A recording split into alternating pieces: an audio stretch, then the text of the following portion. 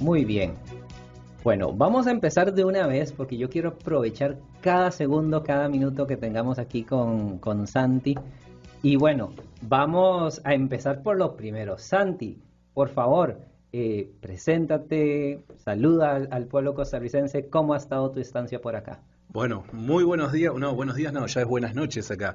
Muy buenas noches, gracias ante todo a la emisora, a vos, a todos los que me han invitado y que han hecho esto posible. La verdad que estoy muy contento de visitar el pueblo de Costa Rica. Me habían hablado mucho de los ticos, así que estoy comprobando muchas de las cosas que han dicho. Y la verdad es que era cierto, es un pueblo tremendamente cálido, se come extremadamente bien y eso es muy bueno, así que disfrutando a cada momento.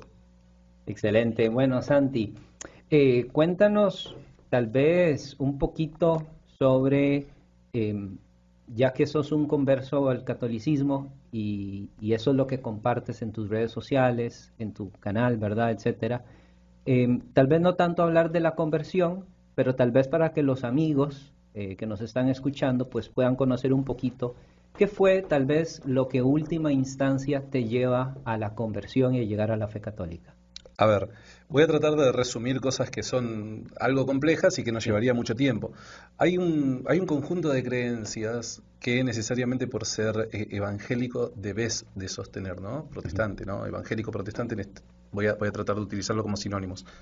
Eh, una de ellas es la doctrina de la sola escritura, ¿no? La doctrina de la sola escritura sostiene que la única autoridad infalible en materia de fe y moral es la escritura porque solo la escritura es inspirada por Dios. Entonces, como la escritura es la única inspirada por Dios, se le puede llamar palabra de Dios y por ende es la única fuente infalible de autoridad.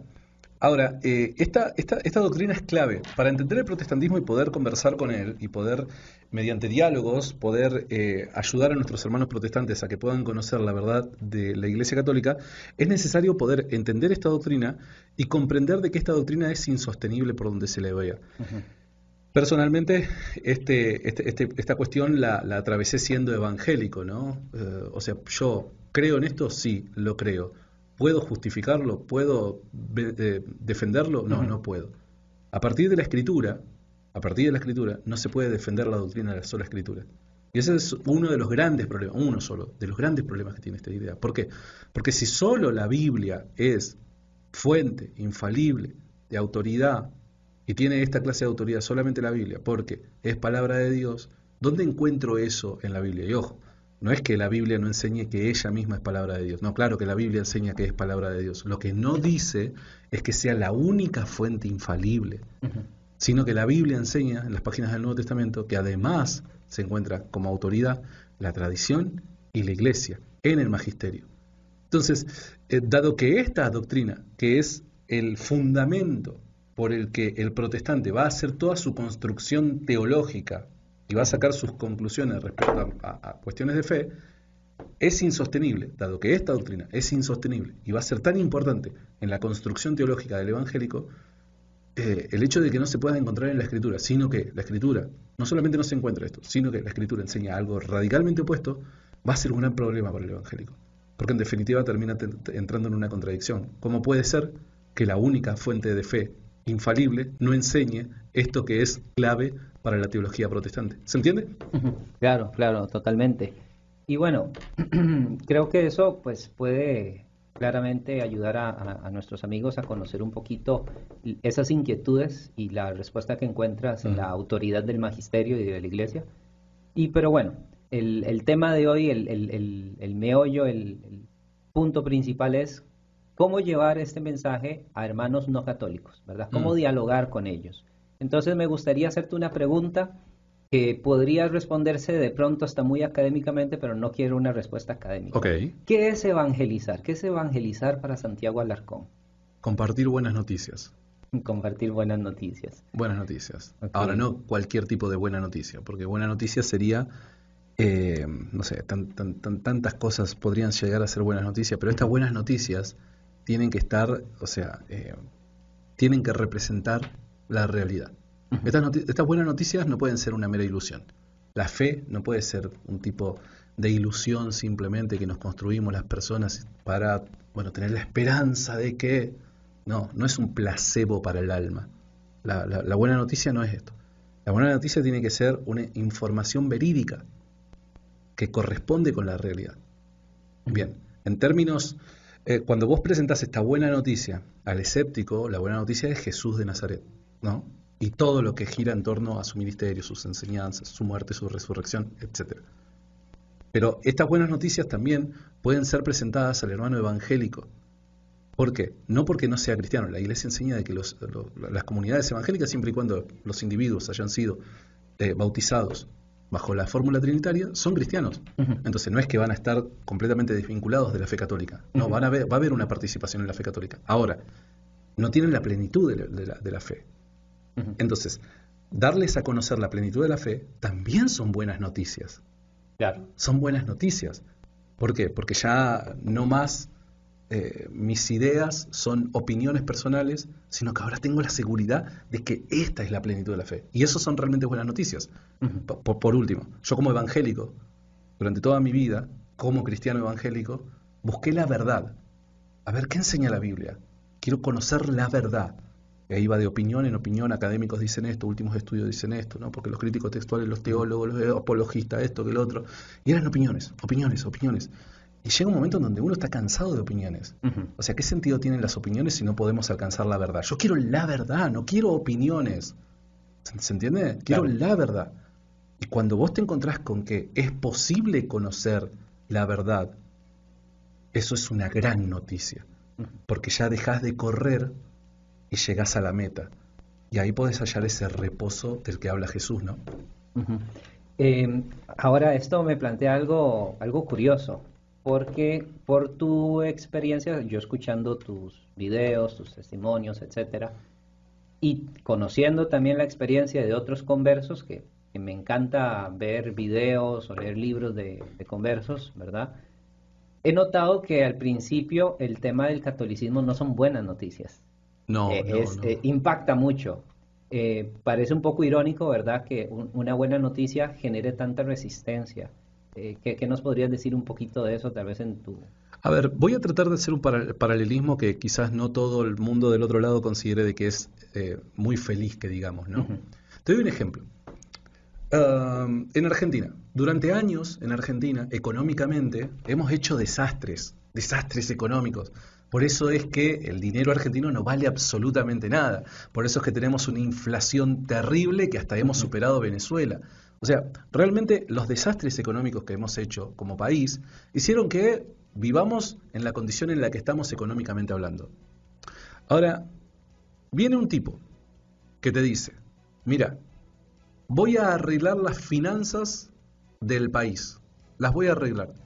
Ojo, arreglarlas necesariamente tiene como consecuencia que durante un tiempo la vas a pasar mal, pero la voy a arreglar. Bien, ¿son esas buenas noticias o malas noticias? En lo inmediato, todos vamos a sentir el dolor en nuestros bolsillos. Y yo sé que algunas personas lo van a sufrir más, otras menos.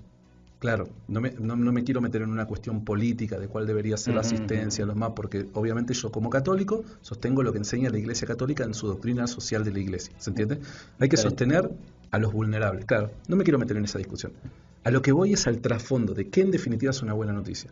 Circunstancialmente puede los efectos, o sea, en lo inmediato puede parecer, uy, qué mala noticia, ¿qué? La vas a pasar mal. Pero como consecuencia, todo esto va a terminar arreglándose. Lo mismo pasa cuando vos te das cuenta que la Iglesia Católica es la correcta. La primera reacción es, qué mala noticia. ¿Por qué? Porque imagínate personas que durante 20 años vivieron toda su vida en el mundo evangélico, que hicieron una carrera dentro del mundo evangélico, que de repente te des cuenta que el 80% de las cosas que enseñaste no eran correctas, que por lo que sudaste, lloraste, utilizaste gran parte de tu tiempo y demás, era un error. En lo inmediato eso parece ser una mala noticia. Claro. Pero luego cuando te sentás a pensar fríamente te das cuenta que son buenas noticias, porque en el momento indicado Dios te salió al encuentro para que, pese a las malas decisiones que hemos tomado, Dios interviene para que si nosotros estamos prestos, pueda arreglar la condición en la que nos encontramos y nos dé una nueva oportunidad de comenzar de nuevo a construir algo, a trabajar en pos de, sabiendo y siendo conscientes de que ahora sí nos encontramos en la plenitud de la fe y sabemos que estamos en el camino correcto. ¿Por qué? Porque tengo garantías de eso a partir de la Iglesia Católica. Vieras que cuando planteas eso, yo me pongo a pensar mucho.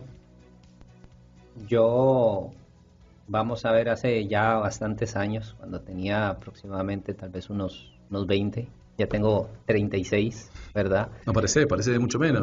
Sí, siempre me dicen que como algunos añillos ahí, ¿verdad?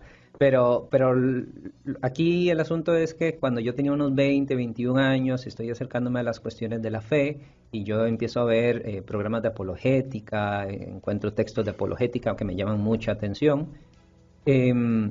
Empiezo a ver que hay una línea de ciertos apologistas que es muy ruda, que es muy dura, ¿verdad? Y bueno, más que eso, incluso a veces dando argumentos, tal vez ni siquiera siendo agresivo ni nada, simplemente dando argumentos, yo veía que no los convencían, a pesar de que la evidencia era abrumadora o al menos, bueno, lógicamente, como un católico, pues le va a ser más fácil decir esto, o que parezca evidente, ¿verdad? Y el asunto es que creo yo que muchas veces creemos que simplemente dando una buena idea, ¿verdad? Ahora que hablabas de buenas noticias, bueno, dando una buena idea, la gente se convierte, así como si fuera simplemente un ejercicio de lógica, como, mira, esa idea es cierta, ya mañana me cambio de iglesia. Creo yo que uno de los grandes retos que hay acá es la imagen previa que ya tiene el no católico de la iglesia católica. Porque si la imagen es sumamente negativa, la gran ramera, estas cuestiones, empiezan a ver una idea que parece tener algo de verdad o que parece razonable, y entonces eso les genera un miedo y un rechazo muy grande. Ajá. Tengo una amiga no católica que un día después de una charla ella llega y me dice, no me acuerdo exactamente las palabras exactas, pero fue algo así como la Iglesia Católica está muy mal representada.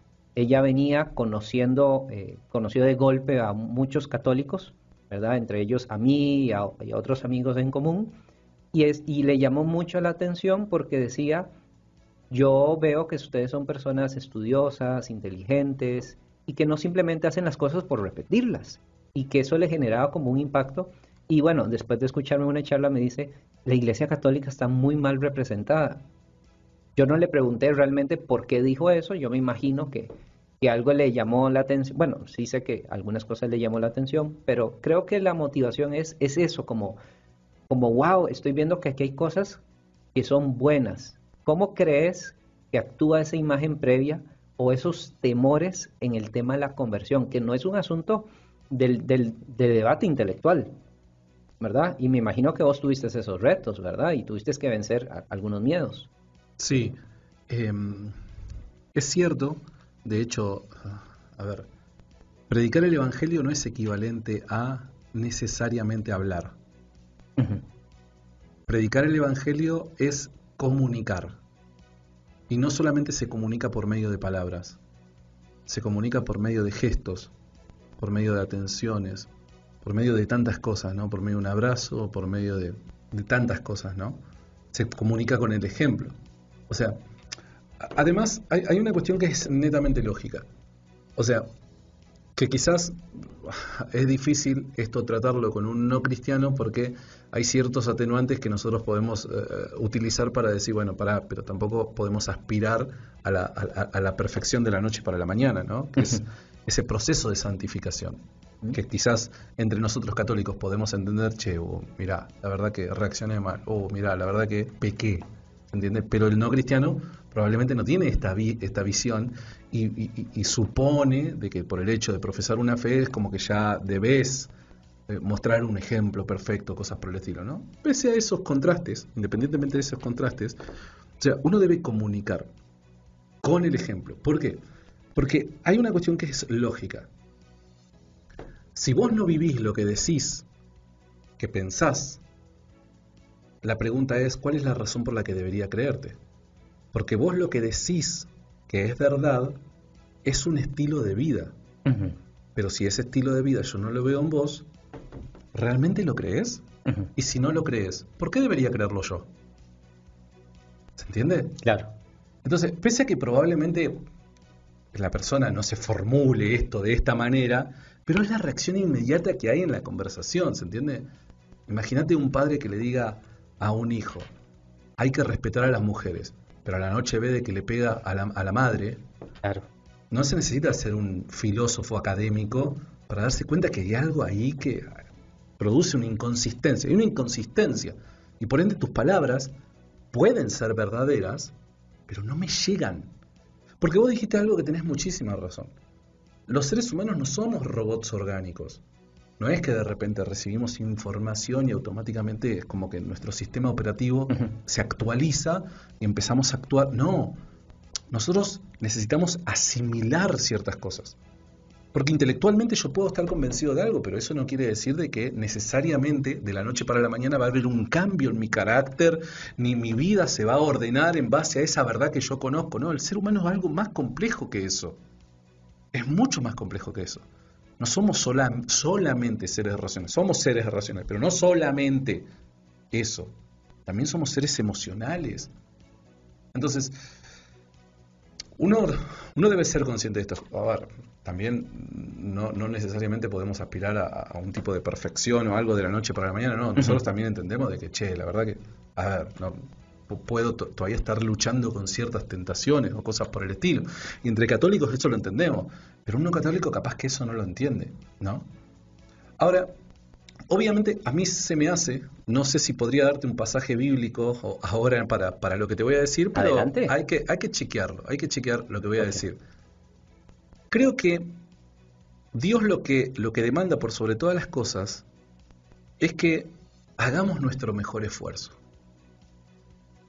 O sea, Dios nos conoce, Dios conoce. Y Dios no es que dice, si de repente caes en pecado, bueno, no pasa nada. No, no, no, obviamente no es que no pasa nada. Pero Dios conoce que estamos haciendo nuestro mayor esfuerzo para cambiar y que de la noche para la mañana no vamos a cambiar. ¿Eso justifica nuestros pecados? No estoy diciendo que lo justifique. Pero sí en esta relación cercana de padre e hijo, de un Dios misericordioso que conoce el género humano, yo creo que lo entiende a esto. Ujú. Ahora, el hecho de que lo entienda no quiere decir de que no demande nuestro mejor esfuerzo. Y el que nos demande nuestro mejor esfuerzo nos obliga a nosotros a tratar de siempre, siempre dar lo mejor para. ¿Qué es dar lo mejor para? Por dar un ejemplo. Yo he visto que en los diálogos entre católicos y protestantes, los católicos muy fácilmente pierden la paciencia con el protestante. Ujú. O muchas veces pretenden pagar con la misma moneda lo que hace el protestante. O actúa mal contra el protestante y se justifica diciendo, pero ellos hacen lo mismo. Ujú. No, pará. Tenemos que hacer nuestro mejor esfuerzo. El hecho de que a vos te traten mal o que hasta te insulten, no te justifica a vos a insultar al otro. Ujú. Vos tenés que tratar de dar lo mejor. Lo mismo pasa con la paciencia. O sea, el hecho de que de repente hayas tenido malas experiencias con ciertas personas y demás, no te justifica a vos a decir, todos los protestantes, la verdad es que no. No.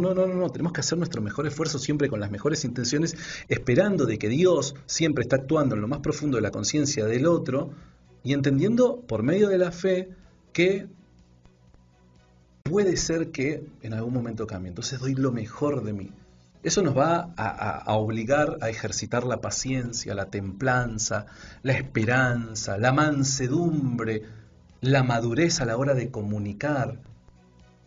Ujú. Es fundamental, desde mi humilde punto de vista, dar lo mejor. Porque dar lo mejor no es equivalente a leer la mayor cantidad de libros para recordar cuántos argumentos, cuántas evidencias y cuántas fuentes puedo presentar. Eso es fácil, eso lo hace hasta un ateo. Lo que nosotros tenemos que trabajar es lo que somos y qué comunica. Ujú. Eso es lo que tenemos que trabajar y tenemos que dar nuestro mejor esfuerzo. Entonces, bueno, nada, es como probablemente te dijo tu amiga. Muchas veces, y en esto nos tenemos que hacer cargo todos, Muchas veces, independientemente de las razones que tengamos, el problema es los malos cristianos que muchas veces somos, ¿no? Tenemos que trabajar para mejorar eso. Sí, sí, ciertamente. Y yo me entristece un poco, ¿verdad? Yo creo que también al principio tal vez fui un poco así como de cuando uno empieza a estudiar apologética o tiene algunos conocimientos, ¿verdad? Uno llega y se siente así como muy seguro, ¿verdad? Dice, no, claro, esto tiene que ser la verdad.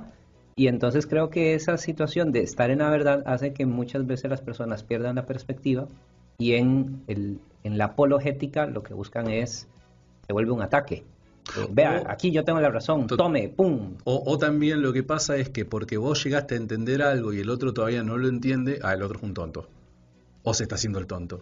Ujú. No es equivalente. Los tiempos de cada uno son distintos, porque recordá, o sea, no tiene que ver con una comprensión filosófica de una determinada idea, un silogismo sofisticado. Tiene que ver con cómo yo asimilo ideas.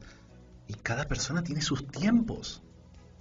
Y hablando de asimilar ideas y tiempos, cuando yo te he escuchado y vos hablas de que estas dudas, de estas preguntas que te llevan a hacer más preguntas y las cuestiones del canon bíblico, etcétera, bueno, aquí hay algo interesante. Me gustaría preguntar porque mucho de la cultura, si se puede decir así, evangélica es escudriñar las escrituras. Yo me encierro en mi cuarto, leo la Biblia, llevo un devocionario, pues lo leo, empiezo a interpretar toda esta labor. A veces se ve, al menos yo lo he visto así, un poco individualizado. En tu camino, ¿hubo personas que entraron en diálogo contigo? ¿O fue como más como yo me enfrenté a estas cosas por mí mismo o estas preguntas? A ver, no sé si mi ejemplo es el mejor ejemplo, obviamente, pero a ver, lo que pasa es, número uno, esto por favor no quiero que la gente que está del otro lado piense que estoy generalizando, porque Ujú, puede ser tranquilamente de que lo que estoy diciendo no sea el caso de la gente que está del otro lado. A mí personalmente nunca en la vida se me presentó un católico para presentarme su fe. ujú, O sea, en Buenos Aires particularmente, y en mi experiencia personal, los católicos que he conocido son muy de vivir su fe de forma privada. ujú, ¿Se entiende? No te habla de su fe. No te habla de su fe. Eso es número uno. Número dos, eh, los procesos suelen ser difíciles. ¿Difíciles en qué sentido? No solamente intelectualmente hablando, sino ¿qué van a decir de mí? ¿Me entenderán? Y en los círculos evangélicos particularmente, como son tan anticatólicos, ujú. si vos llegás a declarar que estás teniendo esa clase de dudas, amigo, te volvés en enemigo público, un endemoniado, un gadareno o algo por el estilo. ¿Entendés? Entonces, muchas veces los procesos son muy privados, pero porque es muy difícil abrirte al tipo de problema que estás atravesando. ¿Viste que es muy difícil a una persona decir soy adicto a la pornografía? ¿No? Es un tema tabú. Por hoy Totalmente. es muy difícil que una persona, aún sabiendo nosotros los niveles, índices que hay de personas que consumen pornografía, vos te sentás no sé, con 20 personas, yo no, y estadísticamente es muy probable que la mitad o más de los que están ahí sentados sí lo hagan. Ujú, Entonces, lo mismo pasa en esta cuestión de los procesos respecto a la fe católica en un mundo evangélico. ¿Por qué? Porque el mundo evangélico, como identidad, y si hay algo que todos los evangélicos comparten, es que la Iglesia Católica está mal y es el enemigo. ujú. Porque es parte de la identidad del protestante. O sea, ¿el protestante de qué va a protestar? ¿O contra quién va a protestar? Contra la Iglesia Católica. O sea, sí, es como, con todo respeto lo digo a mis hermanos protestantes, ¿no? Pero es como una carie. O sea, la carie no existiría si no existe el diente. No podemos imaginar un mundo de caries sin diente. ¿Se Ujú. entiende? El protestante protesta contra algo. Se separa, se distingue, se diferencia de... ¿Por qué? Porque eso de lo que se está diferenciando está mal. Es el enemigo. Por eso es que nos hemos separado. ¿Qué pasa si una persona que forma parte de este grupo de repente dice, la verdad que me estoy planteando eso? Sos enemigo público, hermano. Sos un traidor. A mí me han tratado de traidor. Ujú. O sea, fíjate el nivel. Ya esto parece hasta en términos futbolísticos. Te fuiste al equipo opuesto, a mi equipo rival de toda la vida. Y al peor de todos. Y al peor, claro, es mi enemigo. ¿Cómo te convertís en mi enemigo? Claro. Es al día de hoy, es que un montón de gente que de repente me abrazaba y me decía, che, campeón, la verdad, aparte de ser buena persona, qué bien que enseñás. El momento que dije que soy católico, nunca más hablamos, no compartimos, no, nunca más se cortó una relación. ¿Por qué? Porque simplemente soy católico, nada más. Es un puñal que te clavan. Claro. ¿Se entiende? Entonces, por eso son los procesos. Yo no tengo... Y yo lo pasé, perdón, al proceso de esta manera, privado, porque No, obviamente es muy es tu difícil. experiencia y eso es lo que te estoy preguntando. Tal vez en mi caso yo no podría dar un verdadero testimonio auténtico de conversión porque yo nací en una familia católica, pero hubo un tiempo donde yo realmente la pasé muy mal y tenía una amiga evangélica que me invitó a una iglesia. Ahí yo estuve durante un año y estuve muy contento. Y aunque yo nunca me sentí como evangélico, como dije, me convertí hasta hace algún tiempo incluso. Yo regresé a la iglesia católica y bueno, esa historia no viene al caso, pero yo hace unos años me puse a pensar algo que no había pensado y era, cuando yo regreso, yo le reclamo a Dios porque yo sentí una voz que me decía, vuelve a la iglesia católica. Y yo decía, ¿para qué yo voy a ir ahí? Y aquí yo tengo amigos, aquí estoy contigo, aquí yo te amo, aquí yo no me enamoré de ti, ¿para qué yo voy a volver a la iglesia católica? Entonces, bueno, fui a un grupo juvenil, ¿verdad? Porque yo dije, bueno, vamos a ver si hay algo de jóvenes, yo ni sabía que existían. Eh, pero, pero es interesante haber sentido, digamos, esa sensación de, ¿para qué yo voy a volver? ¿Verdad? Entonces, ¿qué le dirías vos en este caso? Porque a mí, digamos, fue un poco más, era una incomodidad, pero yo ya había entrado a una iglesia católica toda mi vida. Claro. Y era familia de todos los domingos a misa. No éramos muy devotos en cierto sentido, pero íbamos a misa todos los domingos. Un evangélico que esté atravesando y que tenga algunas dudas, algunas crisis de fe, y que sienta esta soledad, que cree que tal vez no lo puede expresar a cierta parte de su comunidad de fe, ¿qué le recomendás para hacer esto tal vez más llevadero? ¿Que hable con un católico, que no hable, No. qué? A ver, hay veces que tratamos de evitar aquello que puede ser purificador. Hay ciertos dolores o sufrimientos que son purificadores, aunque en lo inmediato no parezcan ser buenas noticias, ¿no? Hay ciertos dolores y sufrimientos que, seamos honestos, son inevitables. No podemos pretender de que, bueno, vamos a ver cómo de alguna manera evitamos el mal momento. Hay cosas que no se van a poder evitar.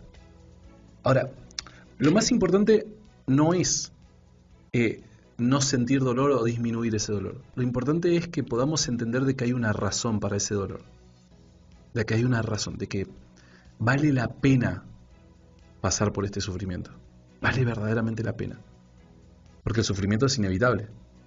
Ahora, una cosa es sufrir sin sentido y otra cosa es aceptar el sufrimiento porque hay una razón que es incomparable al sufrimiento que está Pero pasando. vale la pena porque ahora vos te sientes pleno en la iglesia católica. Claro, ahí donde viene. Pero ¿Cuáles son cuando esas? están estas dudas, ¿qué se puede hacer para...? Bueno, no, está bien, pero a ver, yo te podría dar la respuesta fácil y la respuesta real. La respuesta fácil es, bueno, orá. Ok, sí, es una Sí, respuesta es bien correcta. fácil. Aplica para todo. ¿Es una respuesta correcta? Lo es. Pero orar no es equivalente a esperar de que no vas a pasar sufrimiento. Pero es que el sufrimiento es parte de las consecuencias de las malas decisiones. Imaginemos o tratemos de imaginar un mundo sin dolor y sufrimiento. No se puede, a menos de que pensemos en el momento ya de la segunda venida de Cristo, redimiendo toda la creación. No se puede. ¿Por qué? Porque hubo una pareja inicial que se mandó una macana, cometió pecado. Ese pecado tiene sus consecuencias. Por supuesto. Querramos o no querramos, fíjate al punto. Muchas veces ni siquiera el sufrimiento tiene que ver con nuestras malas decisiones, sino por vivir en un mundo caído, en el que estoy inmerso. Mira, te doy un ejemplo. La Virgen María sabemos que no pecó. Ujú. Sabemos de que es purísima, pero tuvo que sufrir. Qué bueno está eso. ¿cómo yo voy a tratar de evitar el sufrimiento? Entonces, hay veces de que hay ciertos sufrimientos que por causa de una razón mayor, y fíjate qué interesante, porque la Virgen María sintió que le atravesaban el pecho, pero hubo una razón para mantenerse firme parada en esa cruz. Hubo una razón. Imagínate vos por un instante ese escenario en donde la Purísima Virgen María estaba viendo el sufrimiento de su hijo, de la forma en la que su cuerpo se encontraba clavado en una cruz. Hubo una razón por la que permaneció fiel. Esa razón que le había avisado el ángel en el momento de su concepción. Entonces, hay ciertos sufrimientos que los atravesamos de una manera distinta, no que los evitamos, los atravesamos de una manera distinta por causa de la razón que hay para ese sufrimiento, ¿no? Y vivimos en un mundo así. Vayamos a nuestro caso. Che, la verdad que durante toda mi vida me sentí un campeón de las ideas, pensé en emanciparme intelectualmente de mi creador y tomé mis decisiones y tomé mis caminos y hoy me encuentro perdido y me encuentro tratando de buscar la verdad. Es obvio que vas a sufrir. Te guste o no te guste, vas a sufrir. Ahora, la pregunta es, ¿vale la pena dicho sufrimiento? Si es por la verdad, y mira, no me quiero extender demasiado. Está buenísimo, es la verdad, o sea, al fin de cuentas, vale la pena tomar este riesgo como evangélico y yo te lo voy a decir porque en parte, insisto, mi experiencia tal vez no es la más extraordinaria porque no fue una super conversión, pero yo estaba en una situación donde yo me sentía cómodo, donde yo me sentía feliz ahí y yo dije, ¿por qué me pides esto? ¿Para qué siento esto? No hay ninguna razón. Y sí, me incomodé porque yo dije, voy a callar así la voz. Y lo que descubrí fue algo muy bueno. Entonces, creo que lo que estás tratando de comunicarnos hoy acá es, si hay algún temor, vale la pena tomar este riesgo y sufrir un poco con tal de descubrir la verdad de lo que Dios me quiere decir. Mira, vayamos a un punto bien mundano, un ejemplo bien mundano, que lo podemos encontrar en telenovelas mexicanas probablemente, o quizás nos haya pasado en la vida. ¿Cuántos de nosotros no hemos atravesado por alguna relación en la que decimos en un determinado escenario, decime la verdad aunque me duela? Claro. Fíjate qué importante, porque hasta en lo cotidiano, preferís la verdad aun cuando esa verdad te duela, te parta al medio. No importa cuáles son las consecuencias, yo quiero la verdad. Fíjate cómo por naturaleza preferimos la verdad. Imagínate, estamos hablando de Dios. Claro. Estamos hablando de la eternidad, estamos hablando del sentido de la existencia. ¿Cómo no voy a querer la verdad a cualquier costo? Vieras que hay algo a mí que me molesta y casi nunca lo he dicho.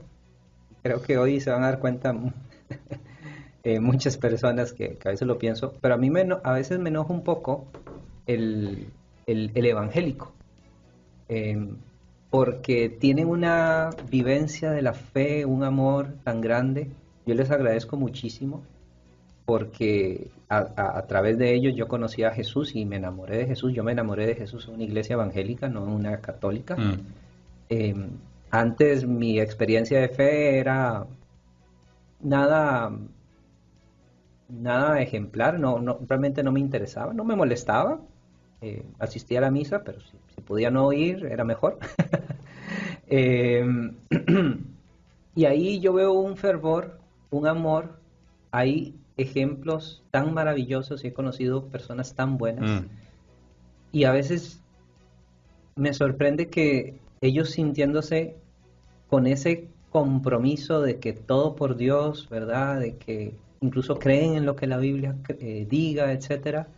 A veces me molesta un poco que no le hayan dedicado pues algún espacio a hacerse esa pregunta, porque es algo que de alguna forma yo me fui preguntando, ¿verdad? Lo que Dios quiera de mí, eso yo lo voy a hacer, ¿verdad? No importa qué es lo que sea, porque cuando yo me empiezo a enamorar de Dios, yo digo, yo voy a seguir a Dios, yo voy a tratar de hacer su voluntad, yo voy a hacer todo este esfuerzo. Y a veces he visto como que eso no sucede, ¿verdad? Y Y bueno, yo creo que ahora me despierta un celo apostólico en el sentido de que últimamente he querido tratar mucho de mi fe, he deseado compartir mucho mi fe y Dios sabe que en este momento estoy compartiendo mi fe con muchos hermanos evangélicos. Me sorprendió cuando tuve esta oportunidad y yo les he dicho y he sido claro en eso, aquí yo no vengo a hacer debate ni nada de eso, estamos hablando de un tema totalmente, digamos, ajeno a un aspecto, digamos, de conversión o ver Iglesia Católica sí o no, Papa sí o no, María sí o no, es otro tema ajeno, estamos compartiendo ahí, ¿verdad? Eh, pero, pero en ese compartir, ¿verdad? Y que veo cosas muy buenas, a veces yo digo como... eh, ¿por qué a veces hace falta este deseo de buscar más? Creo yo, vos me corrigís, creo yo que a veces es una experiencia de eso que te decía, de oramos la palabra, meditamos la palabra una y otra y otra y otra vez, y si vos ves la formación en la Iglesia Católica es más distinta, es como, bueno, un curso de Biblia, eh, a veces no solo no es solo leer la Biblia, es como, ah, bueno, conoces este dato histórico, este dato arqueológico, tenemos en cuenta esta evolución histórica, veamos estas traducciones, este montón de cosas. Eso es algo que yo no vi cuando yo era cuando estaba en la iglesia evangélica, ¿verdad? Entonces, yo creo ¿qué pasa con ese amor? Que a veces ese amor tiene este temor, o por qué este amor no se hace ciertas preguntas, como las que tal vez vos te planteaste. A ver, uno no tiene que ser apresurado, ¿no? No, no, no. Porque no veamos ciertos resultados de forma inmediata o no, o la gente no responda de la forma en que nosotros que creemos que deberían de responder, ¿no? Sin ir más lejos. Hoy yo estaba, cuento rápidamente sin dar nombres, tengo la oportunidad de estar acá en Costa Rica y de charlar con amigos que he conocido a la distancia, pero que son protestantes, ¿no? Hoy estuve charlando 2 horas con un pastor protestante, ¿no? Llegó un momento donde se abrió el debate, pero un debate sano, amistoso, ¿no? Uh-huh. Un intercambio de creencias. Y yo le intenté mostrar y mostrar y mostrar las grandes contradicciones que él tenía respecto a algo crucial de lo que profesa. Y no podía yo entender cómo no se estaba dando cuenta de la evidente contradicción en la que estaba cayendo. Ahora, yo doy fe que ese hombre es un hombre honesto y genuino. Yo doy fe de que ese hombre ama a Dios. Yo doy fe de que ese hombre es un hombre íntegro. Mismo así, hoy no está siendo capaz, al menos lo que percibo de afuera, de ver estos problemas. Ahora, ¿podemos nosotros pensar de que nunca verá estos problemas o nunca se le iluminará el Evangelio tal y como fue creído siempre? No, bajo ningún punto de vista. Y ahí es en donde viene la tarea de entender cuál es la obra del Espíritu Santo, ¿no? Todo esto lo tenemos que acompañar siempre con oración. La evangelización, la apologética, todo acompañarlo con oración, porque en última instancia ahí vos te das cuenta de que si no es el Espíritu Santo hablando a lo más íntimo de la conciencia, es muy difícil ver realmente resultados. Acá hay un problema espiritual, es un problema espiritual que nace, vaya a saber por qué razones, vaya a saber, capaz que hay una persona que está cerrada porque en la iglesia, no sé, vivió esto o tuvo tal experiencia. Hay tantos escenarios posibles que hacen que hoy por hoy la persona piense de esta manera y esté negado a... Pero si el Espíritu Santo no se rinde hasta el momento de su muerte, ¿cómo voy a tirar la toalla yo? Uh-huh. No, tenemos que estar siempre predispuestos. Entonces, yo soy de los que prefiero tener esperanza con todos, ¿no? Después cada uno sabrá. Dios, imagínate, y por último, imagínate si alguien me hubiera visto, no sé, hace 7, 8 años atrás, cuando yo salía a perseguir a los católicos para sacarlos de la iglesia evangélica. ¿Amaba a Dios yo? Sí, lo amaba a Dios. ¿Trataba de ser íntegro con Él? Sí. ¿Trataba de obedecerlo? Sí. y mismo así estaba luchando contra los católicos. Ujú. Entonces, hay veces de que, y no quiero caer en la respuesta fácil, pero hay veces que de verdad los caminos de Dios son misteriosos. Es tiempo y doblar las rodillas. Y Claro. nunca perder la esperanza de que puede llegar a pasar, y así siempre lo tenemos que esperar. Siempre tenemos que orar pensando lo mejor, ¿no? Claro, y bueno, nada más como para aclarar, mm, no es, digamos, este enojo, no tanto a ti, sino tal vez al público, el enojo no es como que realmente yo estoy enojado, sino que es como una duda existencial, ¿verdad? De cuando yo vuelvo a la iglesia católica, eh, pasaban los testigos de Jehová por la casa y me dieron un folletito y en este folletito decía que la Trinidad no existía. Bueno, de hecho yo fue que yo escuché que ellos no creían en la Trinidad y entonces cuando pasaron yo aproveché, hablé con ellos y les pregunté, escuché que ustedes no creen en la Trinidad. Y me dicen, sí, bueno, aquí tenemos un folleto y yo lo empiezo a leer y yo dije, válgame Dios, o sea, esto tiene sentido, esto es, parece que es real. Y yo dije, ¿será que ahora me tengo que hacer testigo de Jehová? O sea, le voy a caer mal a toda mi familia. Pero ¿sabes qué? Yo dije, si esto es cierto, yo me tengo que hacer testigo de Jehová. O sea, porque yo estaba viendo una y en un momento dije, no, Mariano, calma. Solo has leído este folleto.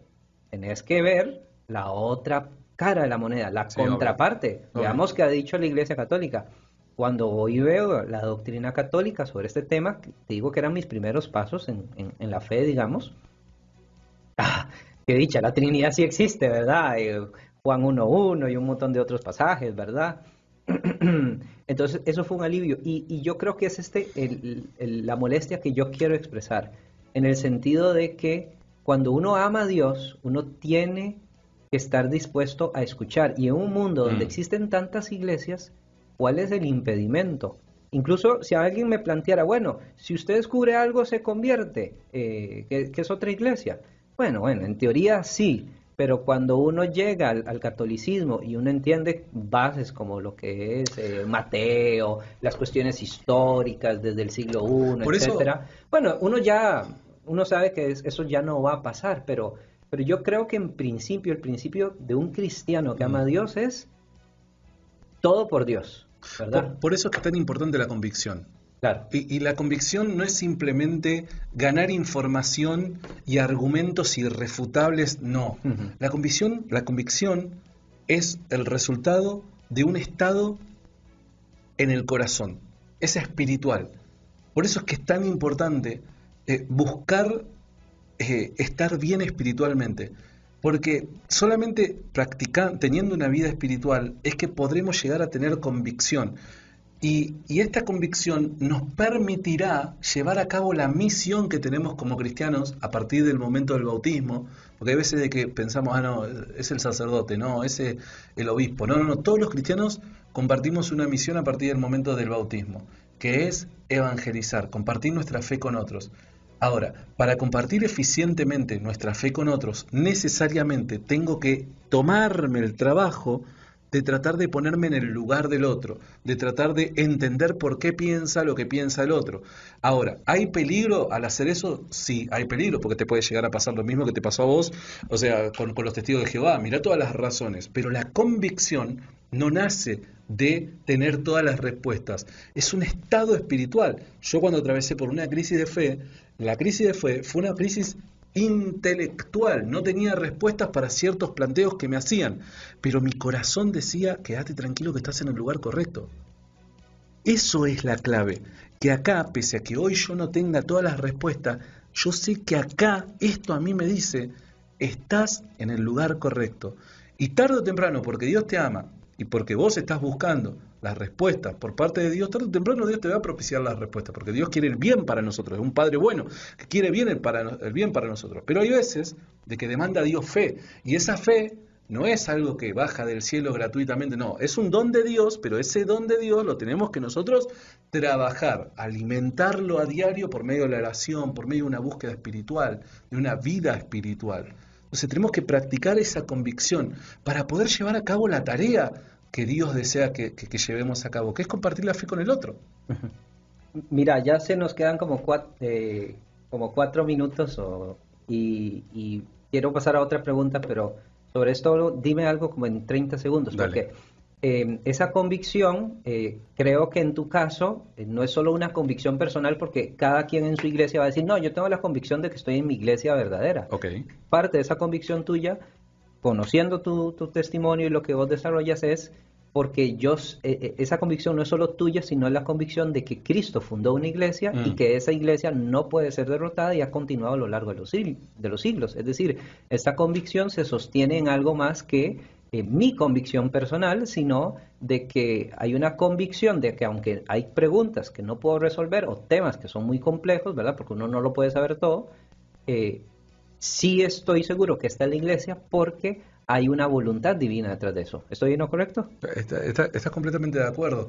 Estoy completamente de acuerdo con lo que estás diciendo. Y aparte de recordar una cosa, o sea, pese a que, nuevamente, yo no estoy diciendo que no hay que formarse, estudiar, no, en absoluto, no estoy diciendo eso. Ahora, sí hay un punto de partida que es la condición espiritual. Recordar una cosa, el Espíritu Santo nos permite a nosotros identificar el pecado que hay en nosotros para buscar el bien, para revertirlo, para cambiarnos, arrepintiéndonos y tratando de conocer mejor a Dios. El Espíritu Santo es el que nos guía a toda verdad, el Espíritu Santo es el que nos proporciona la paz necesaria. Entonces, ese estado espiritual lo proporciona principalmente el Espíritu Santo. Por eso es tan importante la vida espiritual. A partir de ahí, a partir de esa vida espiritual, esa convicción, yo empiezo a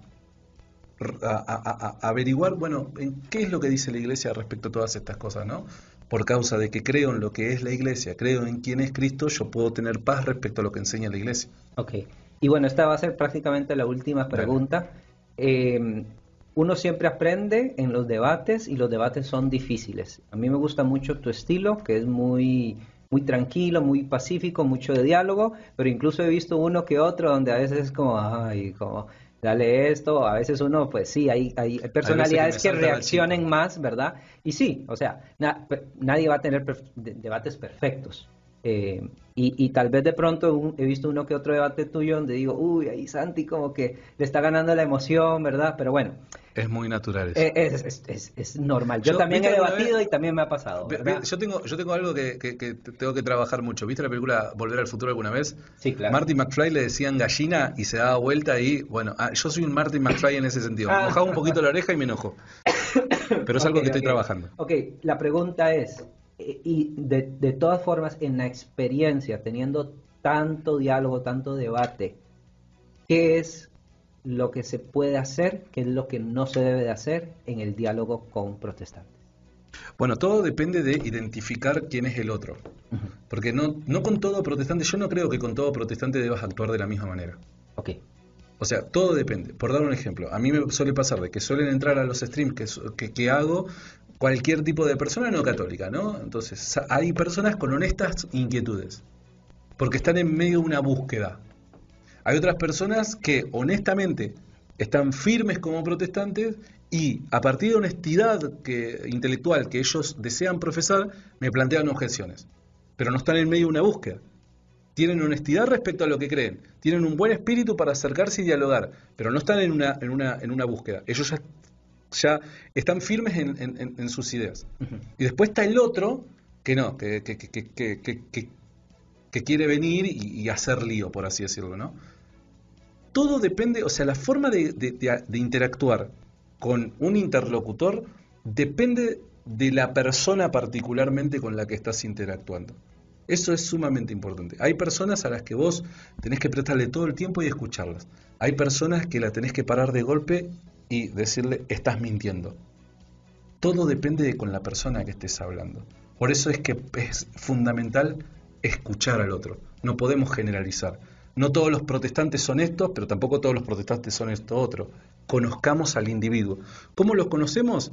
Siendo pacientes, tomándonos el tiempo y escuchándolo. Excelente. Bueno, Santi, te agradezco muchísimo todo el tiempo que nos has regalado. Espero que la entrevista te haya gustado. Me encantó. Qué dicha. Y bueno, nos vamos acá con cabina, ¿verdad? Porque se vienen más programas, ¿verdad? Con la voz del samaritano seguimos y muchísimas gracias a todos los que estuvieron siguiéndonos en redes sociales. Ayude a compartir esto en Facebook para que sigamos evangelizando.